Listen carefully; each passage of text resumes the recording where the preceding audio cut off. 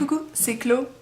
J'ai décidé de vous faire un deuxième vidéo questions-réponses pour le calendrier de l'Avent. Le premier a semblé vous avoir bien plu, donc j'ai décidé de récidiver.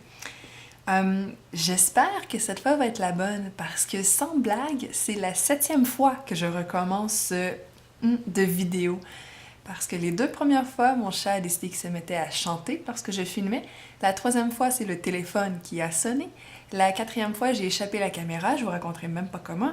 La 5e fois, c'est quelqu'un qui a sonné à la porte. La 6e fois, ma batterie de caméra a rendu l'homme. Et la 7e fois, c'est ma carte de mémoire qui était pleine. Donc j'espère que cette fois, c'est la bonne. On y va! Donc, la première question me vient de Élise Villeneuve qui me demande ce qui m'a poussée à m'inscrire sur Amour sucré puisque ce ne sont pas tous les adultes qui sont intéressés par ce genre de jeu. Et je vais la jumeler avec une question de Léa Brasi Léa Brasi qui a récidivé, qui en plus des nombreuses questions qu'elle m'avait déjà envoyées, elle m'en a envoyé plusieurs autres. Ça commence quasiment à être inquiétant, ce genre d'amour. Donc, qui me demande comment m'est venue l'idée, l'envie d'écrire sur Amour sucré.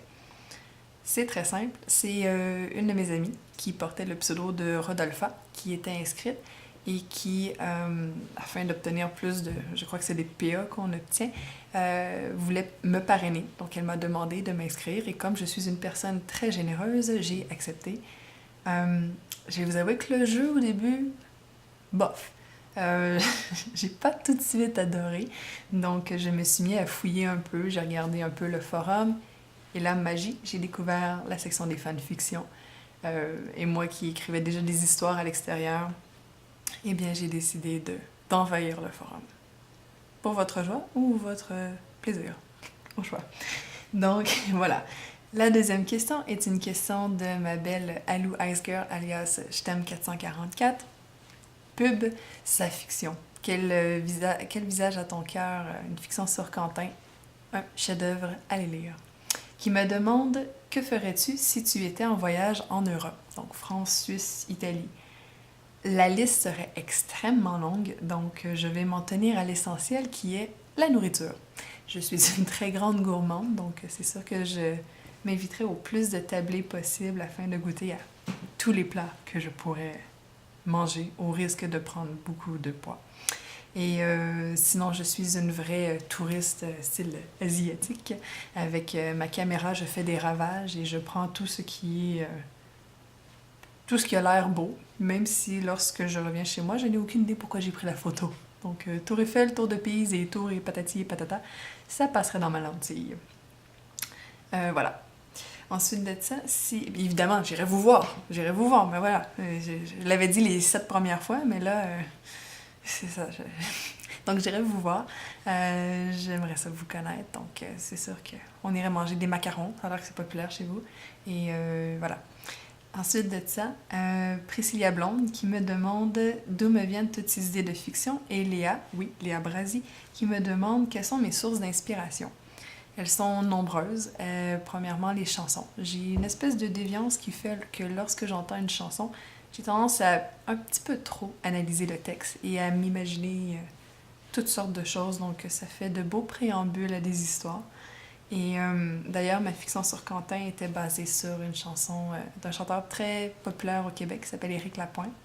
Le vidéo, je l'avais rajouté à la fin de la fiction pour celles qui seraient intéressées à savoir qui est Éric Lapointe.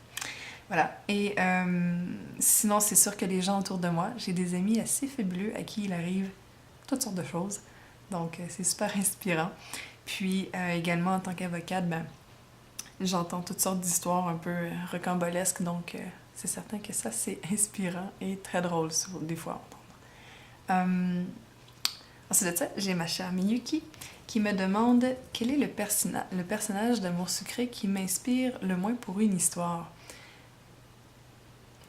J'ai beaucoup d'imagination, donc il n'y a pas beaucoup de personnages qui ne m'inspirent pas. Je pense qu'avec tout et chacun, je pourrais arriver à quelque chose. Le seul peut-être avec qui je n'arriverais à rien, ou du moins à rien d'intéressant, ce serait Kiki.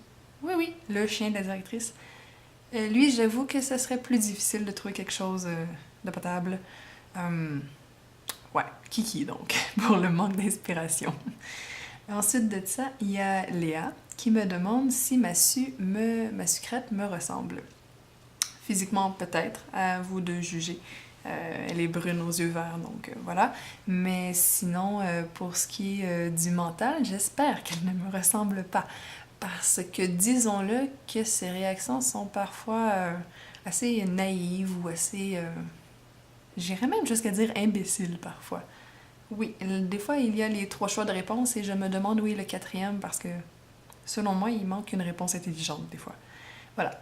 Donc, je sais qu'il y a une question d'âge et tout ça, là, mais j'espère donc que ma sucrète ne me ressemble pas trop de ce côté-là. Ensuite, il y a Emma Rukina qui me demande si j'ai été triste lorsque ma fiction, le jour où Quentin leva son arme pour moi, s'est terminée. Je vais répondre de façon plus globale par rapport aux fins de fiction. Pour le moment, j'en ai 3 qui se sont terminées. Quentin, c'est la première fiction que j'ai terminée, donc c'est sûr que c'était particulier. C'était le premier livre que je refermais en quelque sorte. Et ensuite de ça, Jamais ils ne devront savoir, c'était la première que j'avais publiée, donc c'était spécial. C'était un peu comme voir son premier enfant quitter le nid. Voilà, quelque chose comme ça. Et pour ce qui est de la fiction Titanic, en fait, c'est pas mal la fiction qui m'a fait connaître sur Amour sucré, donc ça a été un gros pincement au cœur. Je m'étais beaucoup attachée au personnage d'Emma, qui est un peu mon côté fou. Donc voilà. Et donc ça m'a fait de la peine. Et après Noël, il va y avoir l'épilogue de Suite à Maurice, d'élève à professeur, qui va paraître. Et je suis certaine que celui-là, il va donner un coup au cœur, parce que c'est une fiction qui a eu un franc succès, que j'ai eu un énorme plaisir à écrire, à me mettre dans la peau des différents personnages. J'ai vraiment eu un plaisir fou. Puis ça a été une espèce de longue réflexion, long projet, longue concoction avec ma chère Miyuki à tout vous composer ces personnages-là, à la voir travailler, à imaginer un peu les relations, comment les personnages allaient se croiser, tout ça. Ça a été vraiment le fun, donc j'avoue que je suis un peu triste à l'idée que ça va se terminer. Donc peut-être que, qui sait, il y aura une suite. Nous verrons, ne capotez pas. Voilà. Ensuite de ça, on y va avec les questions en rafale. La première question de Élise Villeneuve qui me demande quel est mon film préféré. Il s'agit d'un film québécois qui s'appelle Crazy, un film de M. Jean-Marc Vallée qui relate l'histoire, en fait, d'une relation père-fils dans les années 1960-70 au Québec, où la problématique principale est que le fils est homosexuel et ce qui, à l'époque, est très tabou au Québec.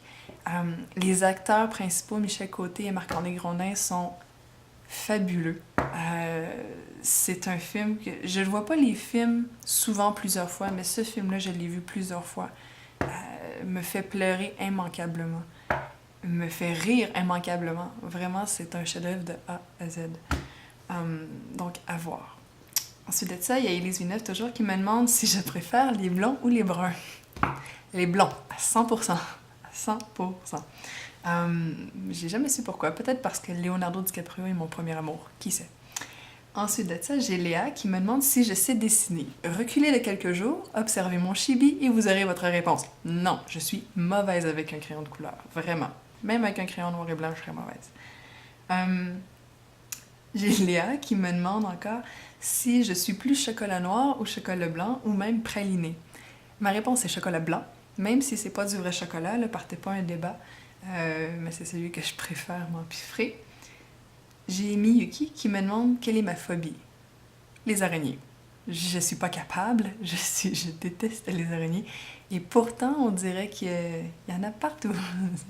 J'aime pas ça. Voilà. Et mon péché mignon, les sushis. Et oui, autant que je déteste les araignées, les poissons crus, c'est mon truc. Donc voilà, c'était pour le deuxième vidéo. J'espère que ça va vous avoir plu autant. Je suis contente d'enfin parvenir à le terminer. Et j'espère que ma spontanéité a été au rendez-vous, même si c'était la 7e fois.